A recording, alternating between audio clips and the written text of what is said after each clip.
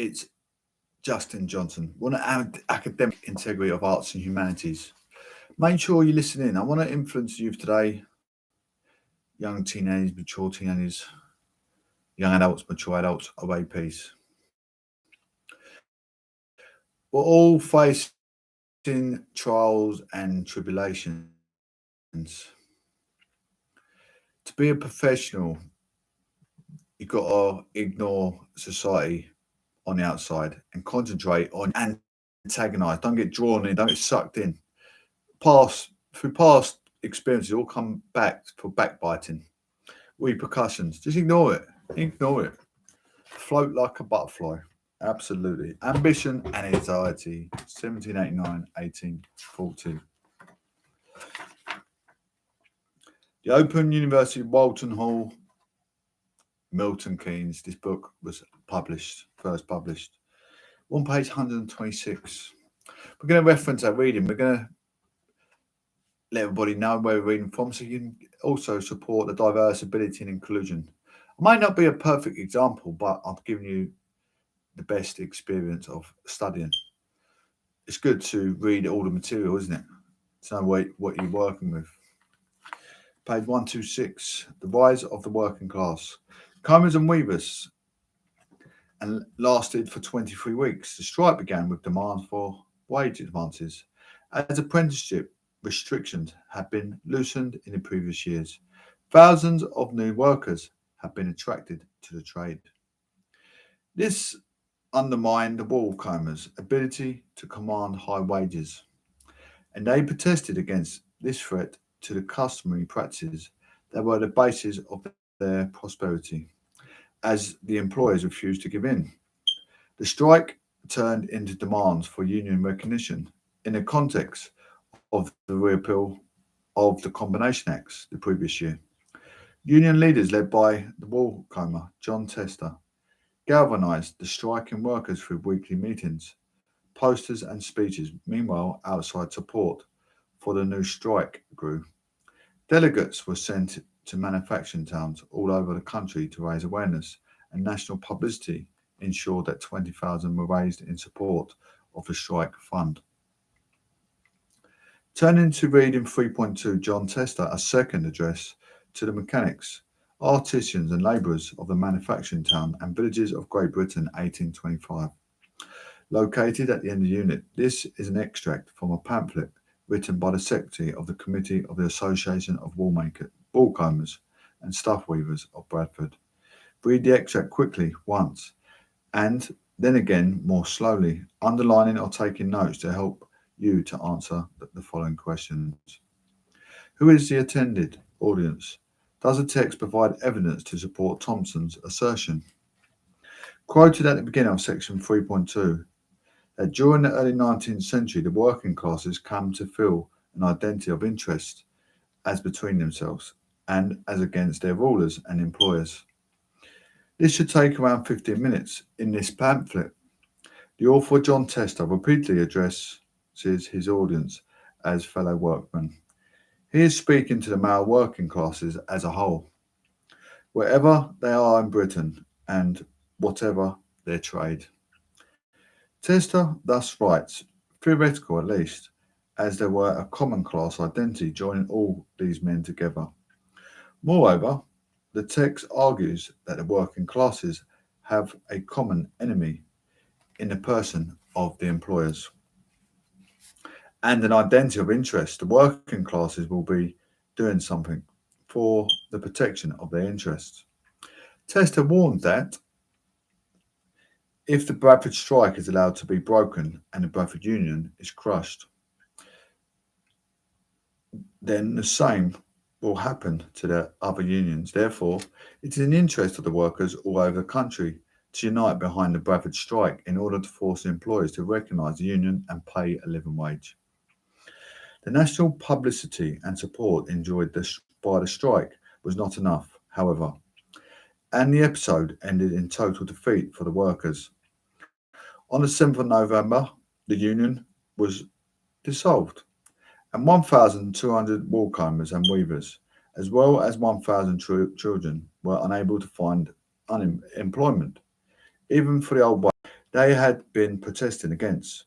By the end of 1825, the woolcombers had lost their privileged status, and the traditional independent shops of 3 or 4 workers were supplemented by hundreds of new workers who operated from their own homes and thereby drove down wages for everyone.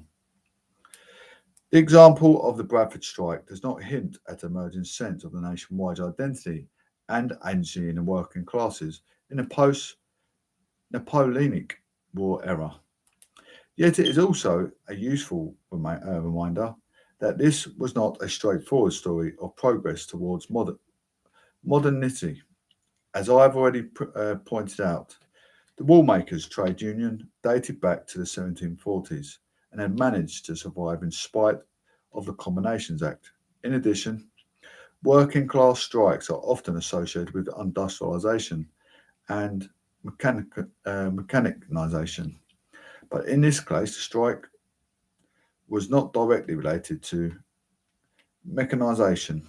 Combing machinery did exist in 1825, but fine combing still required the labour of skilled workers. Instead, the strike was caused by a slow decline in wages and conditions as a result of increasing changes to the system of restricted apprenticeships.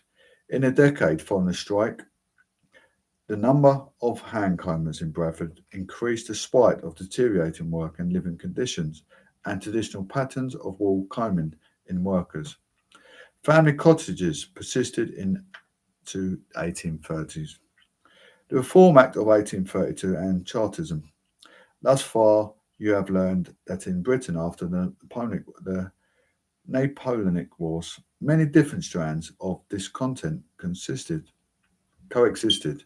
The social and the economic consequences of industrialisation, coupled with a difficult economic crisis, led to a number of protest movements. These include old style rioting, but also new peaceful mass protests fueled by radical democratic ideas, as well as trade unionism. But I would argue that despite contemporary theoretic to the contrary, there was no coherent working class identity at the time, by which I mean no sense of common voice or purpose bringing these various movements together. This change in the 1830s with the rise of new, self-consciously working class political movement that unified the working classes by giving them a voice, a common purpose and a language of class. This new movement was called Chartism. Chartism grew out of disappointment with the Reform Act of 1832, as touched on in Unit 1. The Act had doubled the franchise in England and Wales, but this primarily benefited middle class male voters. All women and the majority of working class men remained without the vote. In the years following the Act, working class reformists campaigned to promote deeper electoral campaign in Britain, 1838. They published the People's Charter, depicted in Unit 1, which demanded the following changes: universal suffrage,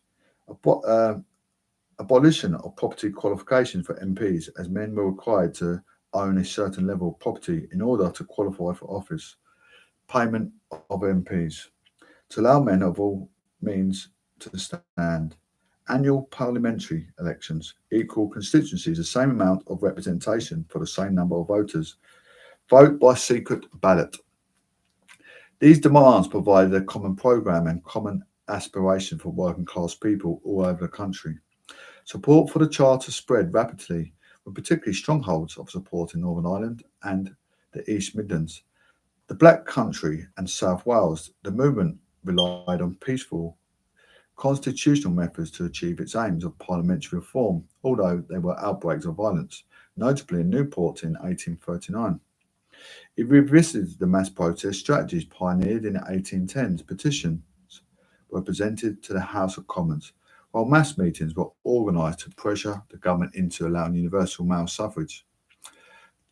Chartist speakers such as Fergus O'Connor, 1794-1855, George Julian Harney, 1817 to 1897, and Thomas Atwood, 1783 to 1856, attracted hundreds of thousands of workers when they toured Britain in 1838 to 39.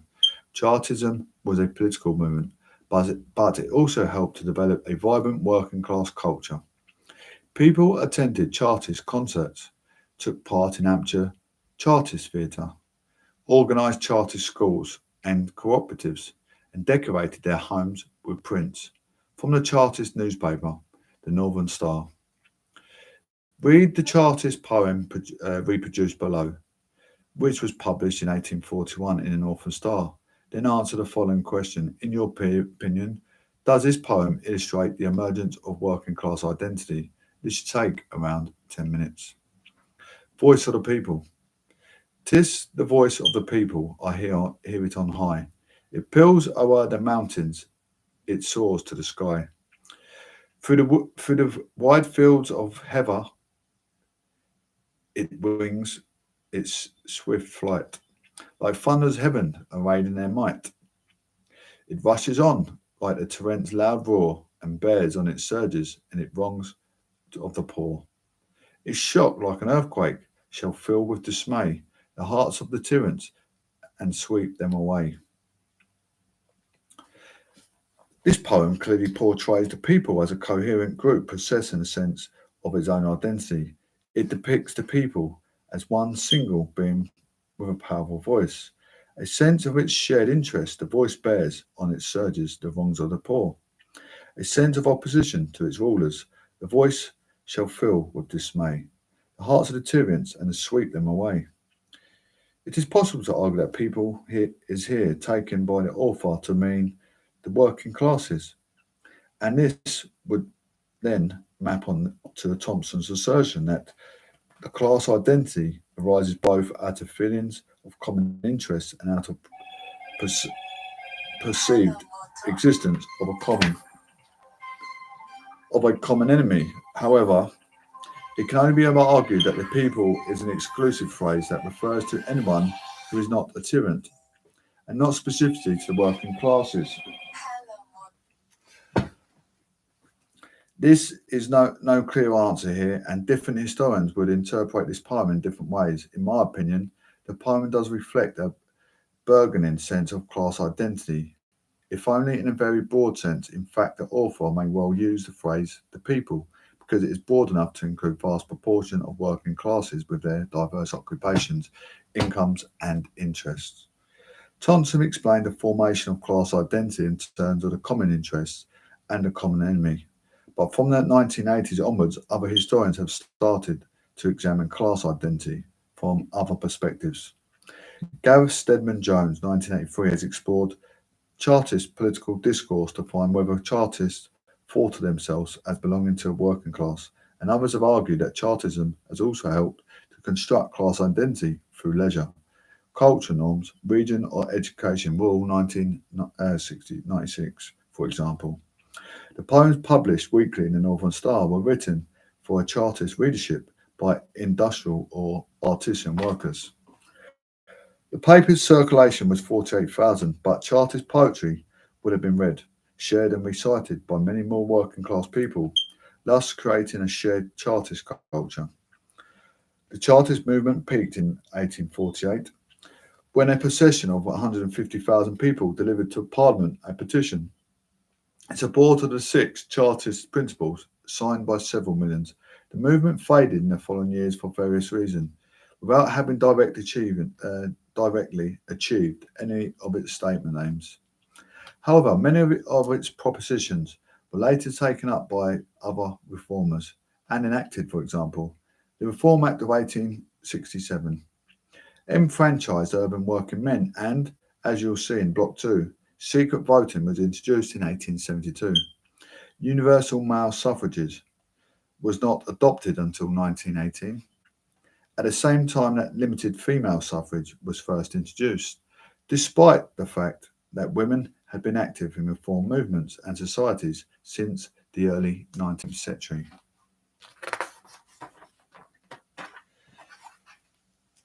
The unit has explored how the lives of working people were gradually transformed during industrialisation. You have learned that the rise of the factory system caused a great deal of change in the working and domestic lives of ordinary people, but also some traditional patterns of work and leisure survived largely unchanged well into 1830s. I've also suggested that working class living standards stagnated in a period beyond the statistics and general trends It is important to highlight the breadth and diversity of working class experiences, as you have seen. The Industrial Revolution could be experienced in very different ways by a Yorkshire wool comber, a Cornish miner, or a London carpenter. This is why it's important to cover the individual lives of working people. But this ambition comes with its own challenges because the voices of ordinary people have often been lost in history. We are left with a few direct sources of evidence. This is even more problematic when it comes to women and children. You have also learned that the impact of major political and economic change were left in the most working class communities. The French Revolution, the Corn Laws, the post war economic crisis, and the beginnings of mechanisation all gave rise to many local disturbances. First in 1790s, then in late 1810s and 1820s. This has led some historians, most famously E.P. Thompson, to argue that the period saw a rise of the working class identity as one consequence of trade specific economic grievances or localised conflicts with authorities and employers. But this last point should not be overstated. The emergence of reformist movements, radical movements, and trade unions reflected the many anxieties of working people faced with rapid and sometimes traumatizing economic changes. But it did not necessarily reflect a sense of class identity. In this unit, I've suggested that it is only at the end of the period that the rise of Chartism provided a language that united and all various strands of popular discontent, and that a working class identity and voice started to emerge.